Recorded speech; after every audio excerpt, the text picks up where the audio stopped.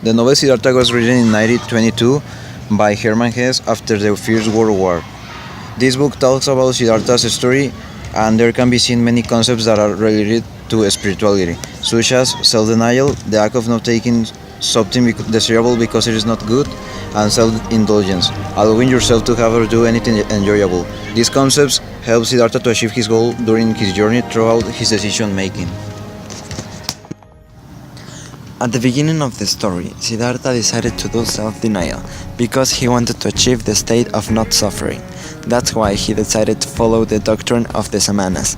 In order to do that, he had to live his life with his father and start a new one with nothing but himself.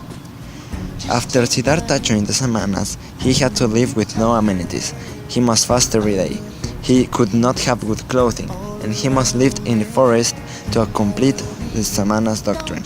But Siddhartha did those things to be well with himself, to complete his objective. Some time ago, Siddhartha listened about Buddha and his perfect doctrine, so he decided to leave the Samanas because he thought that if he stayed with them, he would never reach Nirvana. Then they went to listen Gautama's word, just to know about his doctrine and learn about it. This is an example of self-indulgence, because Siddhartha allowed himself to try something new in order to continue searching the state of peace that he wanted.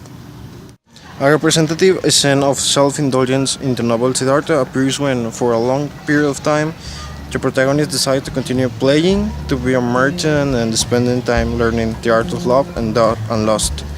In all the years that he spent in the city, he learned many things, like how to trade, use his power with the people, get pleasure with a woman, and more. When time passed, Siddhartha fell into one of the vices that he used to despise the most, greed. Possessions and riches eventually captured him, and he began to participate in the game of dice. He started playing for money, and this became his passion and fun.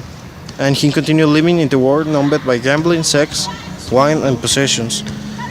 And on the other hand, the self-denial appears when Siddhartha realized that he forgot his past and his inner voice that always was there to support him, because greed consumed his soul and made it dark, heavy, and rotten.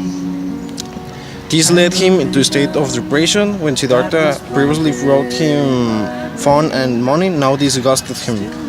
This caused Siddhartha to hate himself and led him to attempt suicide. Of silence, in restless dreams I walked alone, narrow streets of cobblestone. In the 10th chapter of the novel Siddhartha, it can be seen an example of self-denial by the protagonist over his son. In this chapter, little Siddhartha wants to leave his father because he misses his old lifestyle, but contrary to Siddhartha's desires, he wants his son to be on his side. The moment which Siddhartha's son leaves is very representative of self-denial, because even though Siddhartha loves his son so much, he finally concludes that letting him go by himself is the best for both. Siddhartha didn't want his son to leave, he wanted to keep him on his side. But that wasn't good for either little Siddhartha or his father and the relation they both have as father and son, since it was being damaged by the arguments they had with each other, since Siddhartha's son felt trapped and annoyed.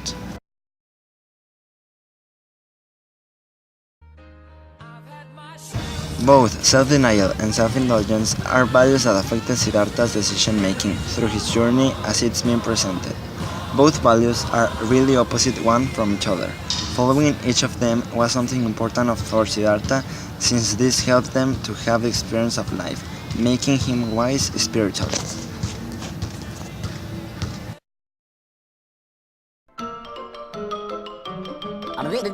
That's all, folks.